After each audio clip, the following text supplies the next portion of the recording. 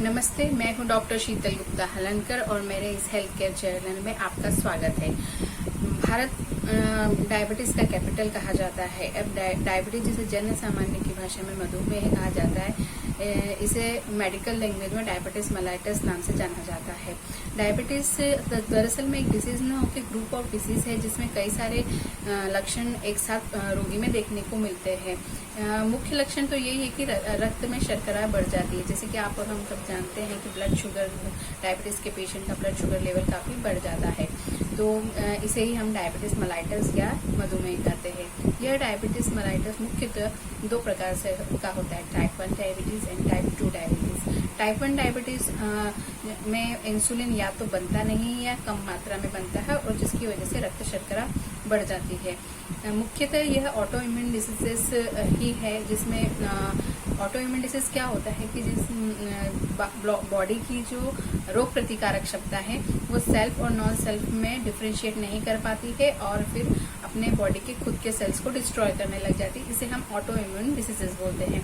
तो type 1 diabetes में जब ये बॉडी का इम्यून सिस्टम पैंक्रियास की सेल्स को डिस्ट्रॉय करने लगता है तो उससे निकलने वाला इंसुलिन हार्मोन पर्याप्त मात्रा में निकल नहीं पाता है या बिल्कुल निकलना बंद हो जाता है, जिसकी वजह से शरीर में रक्त शर्करा की मात्रा बढ़ने लगती है। मुख्यतः जो छोटे बच्चे हमने देखे हैं कि जो 3 साल, 4 साल, 5 साल के बच्चे रहते हैं जिनमें डायबिटीज पाया जाता है, ज्यादातर ऐसे केसेस में टाइप 1 डायबिटीज ही रहती है। टाइप 2 डायबिटीज ये मुख्यतः मेटाबॉलिक डिसऑर्डर मानी जाती है, यानी कि आपके जीवन के चक्र में आप खाने पीने में गड़बड़ी करते हैं, डाइट एक्सरसाइज बराबर फॉलो नहीं करते हैं, तो उसकी वजह से टाइप 2 डायबिटीज होती है। लेकिन ऐसा भी नहीं है कि जो पूरे टाइम, कई बार आप पेशेंट्स पूछते हैं कि मैं तो शक्कर नहीं खाता हूँ या मैं इतना मीठा नहीं खाता, फिर मुझे शुगर की बीमारी कैसे होगी। तो शुगर की बीमारी का सीधे तौर पे आपके शक्कर खाने से रिलेशन नहीं है। ऐसा नहीं है कि आप बिल्कुल भी शक्कर नहीं खाते हैं तो आपको डायबिटीज कभी नहीं होगी। शक्कर खाने का और डायबिटीज होने का आपस में कोई ज्यादा संबंध नहीं है। ये मुख्यतः आपके आनुवंशिक कारणों पर भी डिपेंड करता है।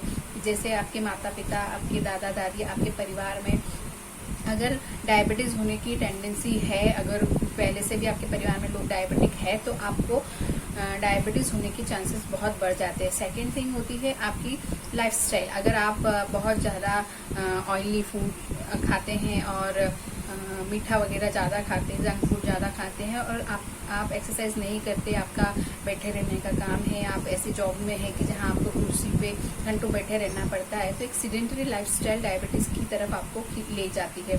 फिर जो मोटे बहुत है, जिनका वजन ज़्यादा है और उसमें भी मुख्यतः जिनके पेट के ऊपर चर्बी ज़्यादा है, जो पेट की भाग से स्थूल है, उन लोगों का फैट सेल्स जो है पैंक्रियास को स्क्वीज करता है और इंसुलिन के बहाव को रोकता है।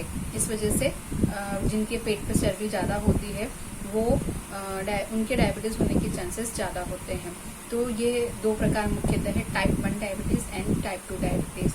इसके अलावा एक प्री डायबिटिक स्टेट होती है। प्री डायबिटिक स्टेट हम डायबिटीज के पहले वाली कंडीशन को बोलते हैं, जहां रोगी सामान्य नहीं है, स्वस्थ नहीं है, लेकिन वो डायबिटिक भी नहीं है। उसका रक्त शर्करा लेवल धीरे धीरे बढ़ने लगा है, लेकिन वो इतना नहीं बढ़ा है कि वो उसे डायबिटीज का रोगी करार दिया जाए। इसे प्री डायबिटिक स्टेट कहा जाता है और यह एक अलार्मिंग कंडीशन होती है। आपको बॉडी एक इंडिकेशन दे रही होती है कि अब आप एक्सरसाइज करना और खान पान का ध्यान रखना शुरू करें, वरना आप डायबिटिक के रोगी हो सकते हैं।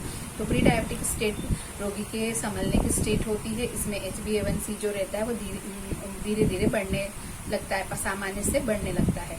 देन एक चौथी टर्म होती है गेस्टेशनल डायबिटीज। गेस्टेशनल डायबिटीज वह डायबिटीज है जो सामान्यतः गर्भवती स्त्रियों को होती है। गर्भ अवस्था के दौरान प्लेसेंटा रहता है, जिसे कि जन सामान्य की भाषा में आवल कहा जाता है, और जिससे बच्चे की नाभि नाल जुड़ी रहती है और बच्चा जिससे कि माता से पोषण प्राप्त करता है उसे हम आवल बोलते हैं, इंग्लिश में प्लेसेंटा बोलते हैं। तो उस प्लेसेंटा से एक हार्मोन निकलता है, वो हार्मोन इंसुलिन को ब्लॉक कर देता है। जैसे ये इंसुलिन है तो वो उसके मुंह को ब्लॉक कर देता है, तो जिससे इंसुलिन बॉडी में पर्याप्त मात्रा में उपस्थित होता है, लेकिन वो उतना एक्ट नहीं कर पाता, उसकी एक्टिविटी ब्लॉक हो जाती है, जिसकी वजह से खाए हुए खाने में जो आई शक्कर है उसका मात्रा यूटिलाइजेशन नहीं कर पाती है और उसके रक्त में शर्करा की मात्रा बढ़ने लगती है।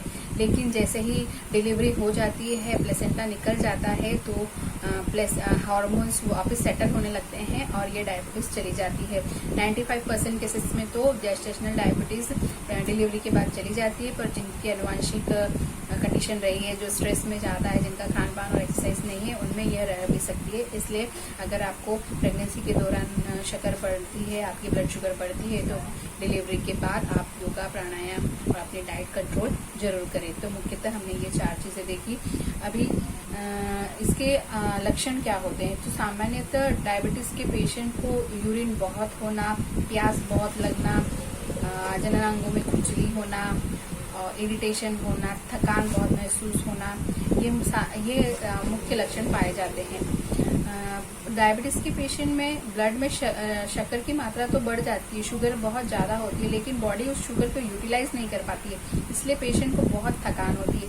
इसीलिए आपने देखा होगा कि जैसे जैसे शुगर लेवल हाई होता जाता है पेशेंट का, तो उसको थकान बढ़ जाती है। तो इसका मुख्य कारण यही होता है कि शुगर लेवल हाई होने के बावजूद भी रोगी उस शुगर को इंसुलिन की कमी होने की वजह से यूटिलाइज नहीं कर पाता है, और यूटिलाइज नहीं कर पाता है तो उसे थकान होती है। स्त्रियों में डायबिटीज के कारण स्किन जो है काफ़ी रूखी हो जाती है, ड्राई स्किन की प्रॉब्लम होती है, यूरिन की फ्रीक्वेंसी बढ़ जाती है, यूरिन में शक्कर की मात्रा शक्कर जो है वो एक्सक्रिएट होती है, तो उसकी वजह से yeast infection, vaginal itching, white discharge का प्रॉब्लम, ये प्रॉब्लम्स जो है फीमेल्स में ज़्यादा देखने को मिलते हैं। तो इस वीडियो में हमने जाना कि डायबिटीज़ जिसे कि मधुमेह कहा जाता है वो क्या है, कितने प्रकार है, उसके लक्षण क्या है, उसके कारण क्या है। इस सीरीज़ में डायबिटीज़ के बारे में अधिक जानकारी के लिए बने रहिए। इस सीरीज़ के माध्यम से डायबिटीज़ में खान पान कैसा होना चाहिए, आपकी लाइफस्टाइल कैसी होनी चाहिए, कौन सी एक्सरसाइज करनी चाहिए, कौन सी आयुर्वेदिक हर्ब्स या घरेलू नुस्खे डायबिटीज़ में कारगर है, और कौन से नुस्खे किसको अपनाने चाहिए, इन सब के बारे में अगर आपको जानने की इच्छा है तो इस सीरीज़ को बने रहिए, देखते रहिए मेरा चैनल। धन्यवाद।